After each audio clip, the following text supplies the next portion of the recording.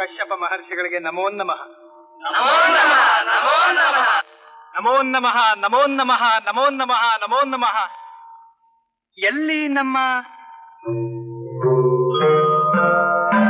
ಓಹೋ ಭೃಗು ಮಹರ್ಷಿಗಳು ಇಲ್ಲೇ.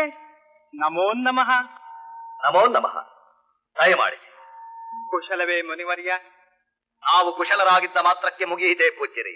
ಲೋಕದಲ್ಲಿನ ಸಮಸ್ತರೂ ಕುಶಲರಾಗಿರಬೇಕಲ್ಲವೇ? ಅಲ್ಲವೇ ಅಲ್ಲವೇ, ಮುತ್ತಿನಂಥ ಮಾತು. ತಮ್ಮಂಥ ಜ್ಞಾನಿಗಳು ತಪೋನಿಧಿಗಳು ಅಹೋರಾತ್ರಿ ಚಿಂತಿಸುತ್ತಿರುವಾಗ ಜಗತ್ತು ಯಾವಾಗಲೂ ಕ್ಷೇಮವಾಗಿಯೇ ಇರುತ್ತದೆ. ಅಂದಹಾಗೆ ಕಶ್ಯಪ ಮಹರ್ಷಿಗಳೇ, ನೀವು ಕೈಗೊಂಡಿರುವ ಈ ಮಹಾಯಾಗ ಲೋಕ ಕಲ್ಯಾಣಕ್ಕಾಗಿಯೇ ತಾನೆ? ಏಕೆ ಪೂಜ್ಯರೇ, ಅನುಮಾನವೇ? ಅನುಮಾನವೇನಿಲ್ಲ, ಸ್ವಲ್ಪ ಸಂದೇಹ ಅಷ್ಟೇ. ಈ ಯಾಗ ಫಲವನ್ನು ಯಾರಿಗರ್ಪಿಸಬೇಕೆಂದು ತೀರ್ಮಾನಿಸಿದ್ದೀರಿ?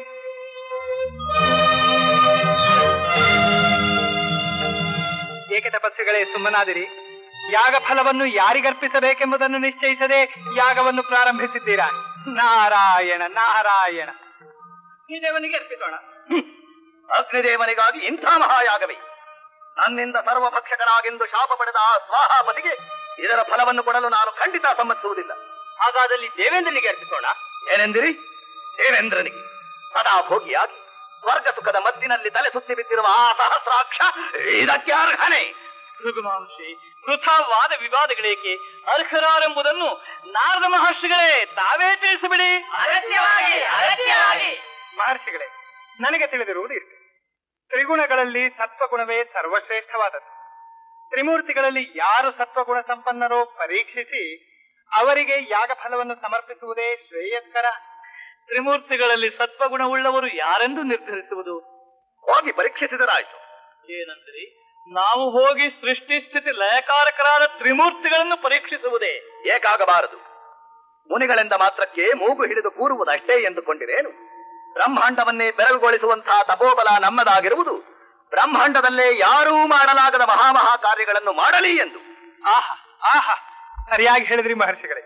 ಇಷ್ಟಕ್ಕೂ ನೀವೇನು ಸ್ವಾರ್ಥಕ್ಕಾಗಿ ಕಾರ್ಯವನ್ನು ಕೈಗೊಂಡಿಲ್ಲವಲ್ಲ? ಇರಬಹುದು. ಹಾಗೆಂದು ಬ್ರಹ್ಮ ವಿಷ್ಣು ಮಹೇಶ್ವರರನ್ನು ಪರೀಕ್ಷೆಗೆ ಗುರಿ ಮಾಡುವುದು ಉದ್ಧಟತನವಾಗುವುದಿಲ್ಲವೇ? ಇದರಲ್ಲಿ ಉದ್ಧಟತನವೇನು ಬಂತು ಮಹರ್ಷಿಗಳೇ?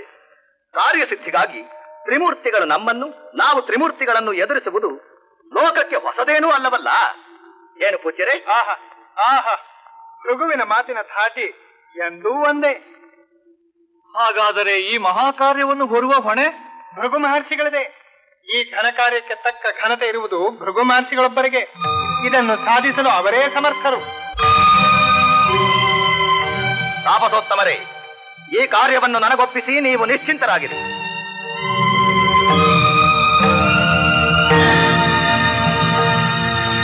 ನಾರಾಯಣ ನಾರಾಯಣ.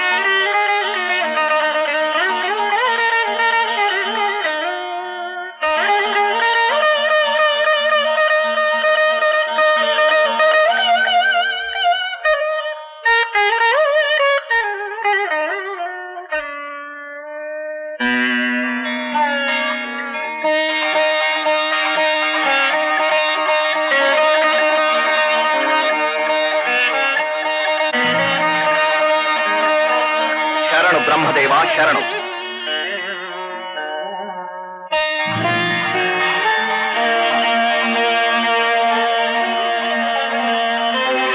ಬ್ರಹ್ಮದೇವ,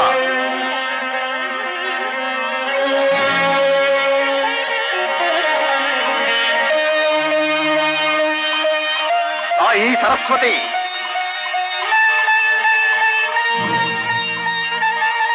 ವಾಗೀಶ್ವರಿ,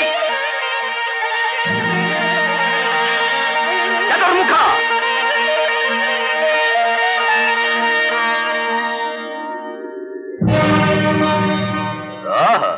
ನನ್ನೆದುರೇ ನಟಿಸುವಿರಾ? ಕಮಲೋತ್ಸವ ಸೃಷ್ಟಿಕರ್ತನೆಂಬ ಅಹಂಕಾರದಿಂದ ಸೊಕ್ಕಿ ಭಕ್ತಿಯಿಂದ ಪ್ರಣಾಮಗಳನ್ನು ಅರ್ಪಿಸಿದರೂ ಸ್ವೀಕರಿಸದೆ ಮೌನ ಸಾಧಿಸಿ ನನಗೆ ಅಪಮಾನ ಮಾಡಿದ ನಿನಗೆ ಇಂದಿನಿಂದ ಭೂಲೋಕದಲ್ಲಿ ಪೂಜೆ ಪುರಸ್ಕಾರಗಳು ಇಲ್ಲವೇ ಹೋಗಲಿ. ಸ್ವಾಮಿ, ಏನಿದೆ ಅನಾಹುತ? ಆತಂಕ ಪಡೆದಿರುವ ವಾಣಿ, ಹರಿಸಂಕಲ್ಪವಿಲ್ಲದೆಯೇ ಯಾವ ಕಾರ್ಯವೂ ಜರುಗದು. ಲೋಕ ಕಲ್ಯಾಣದ ಮಹತ್ ಕಾರ್ಯಕ್ಕಾಗಿ ನಾರದ ನಾಡಿಸುತ್ತಿರುವ ನಾಟಕದ ಆರಂಭವಿದು ಅಷ್ಟೇ. ಪರಮೇಶ್ವರ, ಸುಂದರೇಶ್ವರ, ಜಗದೀಶ್ವರ, ಸರ್ವಮಂಗಲೇ, ತ್ರಿನೇತ್ರ. ಜಟಾಧಾರಿಯಾದ ಮಾತ್ರಕ್ಕೆ ತಾಪಸಿಗಳನ್ನು ತಿರಸ್ಕರಿಸಬಹುದೆಂದು ತಿಳಿದೆಯಾ? ವಿರಾಗಿಯಂತೆ ಉಡುಪು ಧರಿಸಿದ ಮಾತ್ರಕ್ಕೆ ಮುನಿಪುಂಗವರನ್ನು ಅಲಕ್ಷಿಸಬಹುದೆಂದು ಬಗೆದೆಯಾ? ಸರ್ವೇಶ್ವರ, ವಿಶ್ವೇಶ್ವರ ಎಂದು ಮರೆಯಿಡುತ್ತಿದ್ದರೂ ಹೋಗೊಡದೆ ಶೃಂಗಾರ ನಾಟ್ಯದಲ್ಲಿ ಮೈಮರೆತು ಗರ್ವದಿಂದ ಮೆರೆಯುತ್ತಿರುವ ನಿನಗೆ ಇಂದಿನಿಂದ ಭೂಲೋಕದಲ್ಲಿ ಲಿಂಗ ಪೂಜೆಯೇ ಸ್ಥಿರವಾಗಿ ಹೋಗಲಿ. ಆತಂಕ ಪಡೆದಿರು ಗೌರಿ. ಲೋಕ ಕಲ್ಯಾಣಕ್ಕಾಗಿ ನಡೆಯಲಿರುವ ನಾಟಕಕ್ಕೆ ನಾಂದಿ ಇದು ಅಷ್ಟೇ.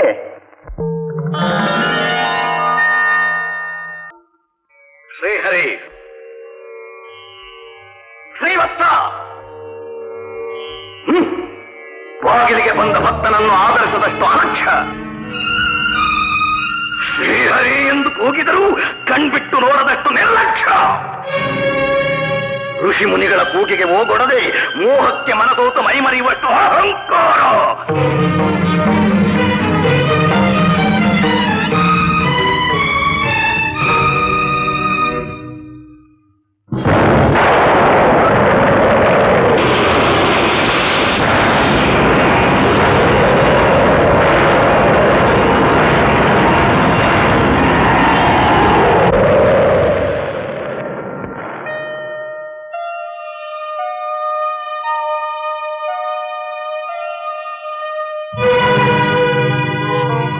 ಮಹರ್ಷಿ, ನೀವು? ಆಹಾ, ನಿಮ್ಮ ಆಗಮನದಿಂದ ವೈಕುಂಠ ಪಾವನವಾಯಿತು. ನಿಮ್ಮ ಪವಿತ್ರ ಪಾದಧೂಳಿ ಸೋಂಕಿ ನಾನು ಧನ್ಯನಾದೆ. ಬನ್ನಿ ಮಹಾತ್ಮ, ದಯಮಾಡಿ ಕುಳಿತುಕೊಳ್ಳಿ.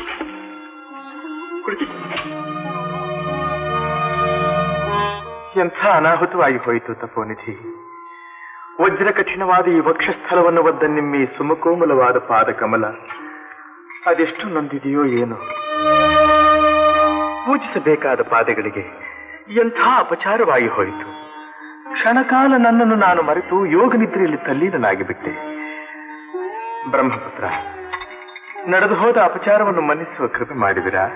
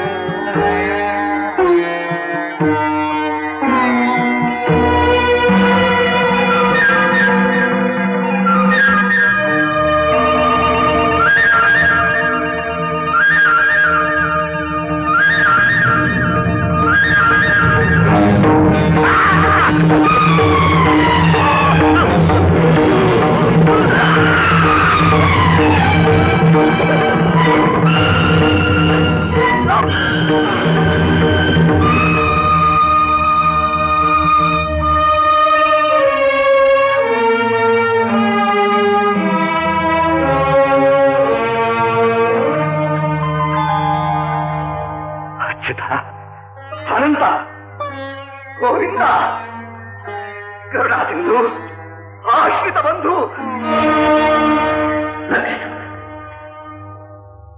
ದೇವದೇವ, ಸೃಷ್ಟಿ ಸ್ಥಿತಿ ಲಯ ಕಾರಣರಾದ ತ್ರಿಮೂರ್ತಿಗಳ ಗುಣಾತಿಶಯಗಳನ್ನೇ ಪರೀಕ್ಷಿಸಲು ಹೊರಟ ಪಾಪಿಯಾಗಿ ಬಿಟ್ಟೆ ನಾನು. ಶರಣಾಗತ ವತ್ಸಲ, ನನ್ನ ಸರ್ವಾಪರಾಧಗಳನ್ನು ಮನ್ನಿಸು ಸ್ವಾಮಿ. ಹೇಳಿ ಮಹರ್ಷಿ. ಬ್ರಹ್ಮಪುತ್ರ, ಮೊಮ್ಮಕ್ಕಳು ತುಂಟಾಟವಾಡಿದರೆ ತಾತ ಕುಪಿತನಾಗುವನೇನು? ಸಮಾಧಾನ ತಂದುಕೊಳ್ಳಿ. ನೀವು ಬಂದ ಕಾರ್ಯವಾಯಿತೆ? ಆಯಿತು ತಂದೆ, ನಿನ್ನ ಕರುಣೆಯಿಂದ ನನ್ನ ಅಹಂಕಾರದ ಕಣ್ಣು ಅಳಿಯಿತು. ನೀನೇ ಬ್ರಹ್ಮ, ನೀನೇ ಶಿವ, ನೀನೇ ವಿಷ್ಣು ಎಂಬ ನಿತ್ಯ ಸತ್ಯದ ಅರಿವಾಯಿತು. ಮಹಾನುಭಾವ, ನಾನೀಗಲೇ ಹೋಗಿ ಯಾಗಶಾಲೆಯಲ್ಲಿರುವ ಕಶ್ಯಪಾದಿಗಳ ಸಂದೇಹ ನಿವಾರಣೆ ಮಾಡಬೇಕಾಗಿದೆ. ನನಗಪ್ಪಣೆ ಕೊಡು ಶ್ರೀಹರಿ. ಹೋಗಿ ಮಂಗಳವಾಗಿ. ಧನ್ಯ.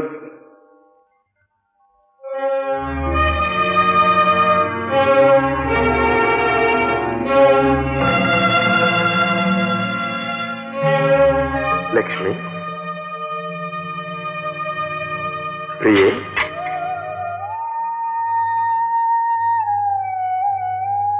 ಏಕೆ ಪ್ರಿಯೆ ಕಣ್ಣಲ್ಲಿ ನೀರು? ನೀವು ಮಾಡಿದ ಘನ ಕಾರ್ಯಕ್ಕೆ ಕಣ್ಣೀರು ಹಾಕದೆ ಆನಂದ ಪಡಬೇಕೇನು? ಸೃಷ್ಟಿಕರ್ತನಿಗೆ ಜನ್ಮ ಕೊಟ್ಟ ತಂದೆಯನ್ನು ಕೇವಲ ಒಬ್ಬ ಮಾನವನು ಅಪಮಾನ ಮಾಡಿಬಿಟ್ಟನಲ್ಲ.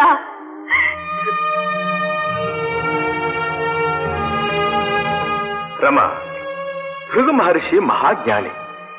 ಯಾವುದೋ ಘನ ಕಾರ್ಯ ಸಾಧಿಸುವ ಸಲುವಾಗಿ ಆ ರೀತಿ ವರ್ತಿಸಿರಬಹುದೇ ಹೊರತು ಅನ್ಯಥಾ ಅಲ್ಲ. ಅಷ್ಟಕ್ಕಾಗಿ ನೀನು ವ್ಯಾಕುಲ ಪಡುವುದು ತರವಲ್ಲ.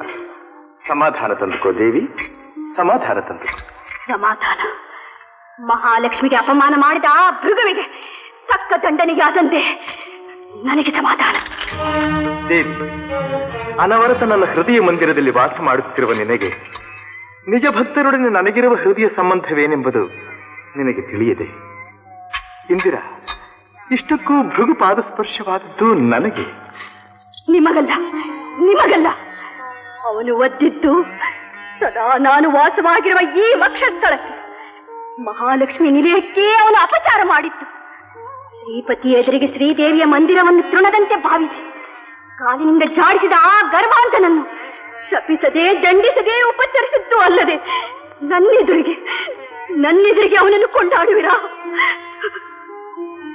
ಲೋಕಮಾತ, ಮಡಿಲಿನಲ್ಲಿ ಮಲಗಿರುವ ಮಗು ಅಳುತ್ತಾ ಎದೆಗೆ ಕಾಲು ತಾಗಿಸಿದರೆ ಹೆತ್ತವಳು ಅದನ್ನು ರೋಷದಿಂದ ಬಿಸಾಡಿ ದಂಡಿಸುತ್ತಾಳೇನು? ಪಾದದಿಂದೊದ್ದು ಘಾತಿಗೊಳಿಸಿದವನ ಮೇಲೆ ಪ್ರೀತಿ, ಪಾದ ಪೂಜಿಸಿ ಪಾದ ಕಮಲಗಳನ್ನು ಆಶ್ರಯಿಸಿರುವ ನನಗೆ ಬೇಡದ ನೀತಿ. ಅದೇ ಭಕ್ತನಿಗೂ ಭಗವಂತನಿಗೂ ಇರುವ ರೀತಿ. ನಿಮ್ಮ ರೀತಿ ನೀತಿಗಳ ಅವಶ್ಯಕತೆ ನನಗೆ ಬೇಕಿಲ್ಲ. ಯಾವ ಸ್ಥಳದಲ್ಲಿ ನನಗೆ ರಕ್ಷಣೆ ಇಲ್ಲವೋ, ಯಾವ ಸ್ಥಳದಲ್ಲಿ ಈ ಲಕ್ಷ್ಮಿಗೆ ಪುರಸ್ಕಾರವಿಲ್ಲವೋ, ಆ ಸ್ಥಳದಲ್ಲಿ ಕ್ಷಣಕಾಲ ಕೂಡ ನಾನು ನಿಲ್ಲುವುದಿಲ್ಲ. ಸರಿಯಾಗಿ ನುಡಿದೆ ತಾಯಿ. ನಾರಾಯಣ ನಾರಾಯಣ. ನಾರದ, ಸಮಯ ಸಾಧಿಸಿ ಸಮಾಧಾನ ಹೇಳುವುದು ಬಿಟ್ಟು ಸಂಸಾರವನ್ನೇ ಒಡೆಯಲು ನೋಡುತ್ತಿರುವೆಯಾ? ನಾರಾಯಣ ನಾರಾಯಣ. ಎಲ್ಲಿಯಾದರೂ ಉಂಟೆ ಪರಮಾತ್ಮ? ಪುರಸ್ಕಾರವಿಲ್ಲದ ಸ್ಥಳದಲ್ಲಿ ಕ್ಷಣಕಾಲವೂ ನಿಲ್ಲುವುದಿಲ್ಲವೆಂದು ತಾಯಿಯೇ ಹೇಳಿದ್ದಾಳೆ. ಅಮ್ಮ, ಯಾವುದೇ ಕಾರಣಕ್ಕೆ ಆಗಲಿ ಈ ನಿನ್ನ ನಿರ್ಧಾರವನ್ನು ದಯಮಾಡಿ ಬದಲಿಸಬೇಡ ತಾಯಿ. ನಾರದ, ಯೋಚನೆ ಮಾಡು ತಾಯಿ. ಶ್ರೀಹರಿಯ ಮನಸ್ಸನ್ನು ತಲ್ಲಣಗೊಳಿಸಬೇಡ. ಕ್ಷಣಕಾಲ ಶಾಂತವಾಗಿ. ಇಲ್ಲ, ಖಂಡಿತ ಇಲ್ಲ. ಏನೇ ಆಗಲಿ ನನಗೆ ಅಪಮಾನವಾದ ಈ ಸ್ಥಳದಲ್ಲಿ ಕ್ಷಣಕಾಲ ಕೂಡ ನಾನು ಇರುವುದಿಲ್ಲ. ಲಕ್ಷ್ಮಿ, ಲಕ್ಷ್ಮಿ,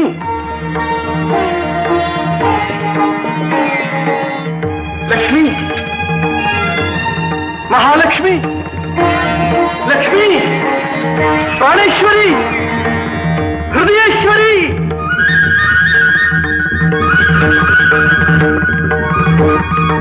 ಲಕ್ಷ್ಮಿ, ಲಕ್ಷ್ಮಿ.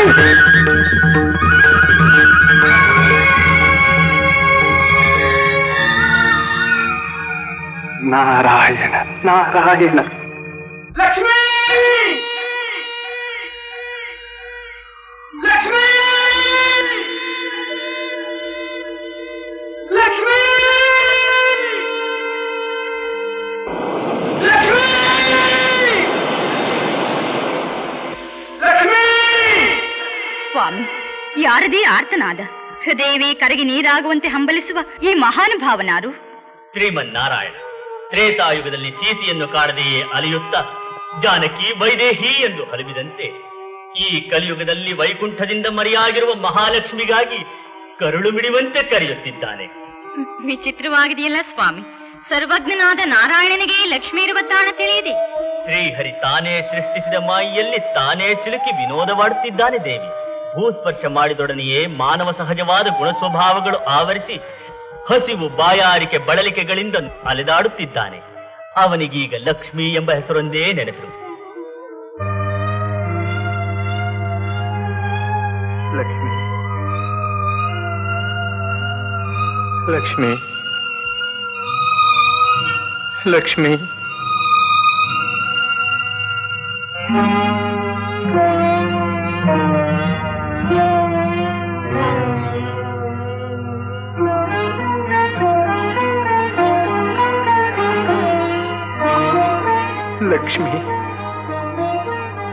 ಲಕ್ಷ್ಮಿ ಲಕ್ಷ್ಮಿ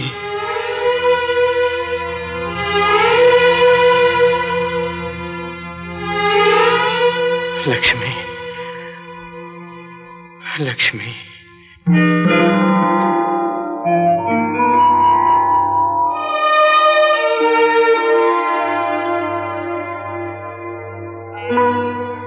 ಲಕ್ಷ್ಮಿ ಲಕ್ಷ್ಮಿ ಲಕ್ಷ್ಮಿ ಲಕ್ಷ್ಮಿ ಲಕ್ಷ್ಮಿ ಲಕ್ಷ್ಮಿ ಅಮ್ಮ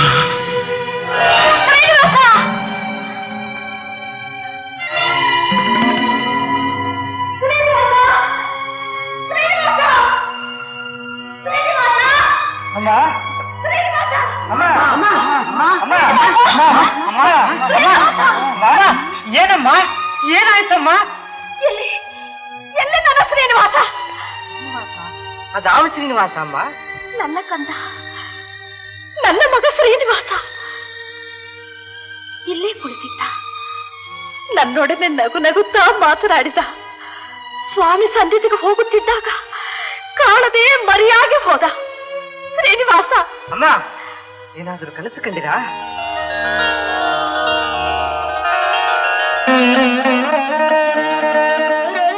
ಇದೇ ಆಶ್ರಮ, ಅಲ್ಲೇ ತೊಟ್ಟಲು.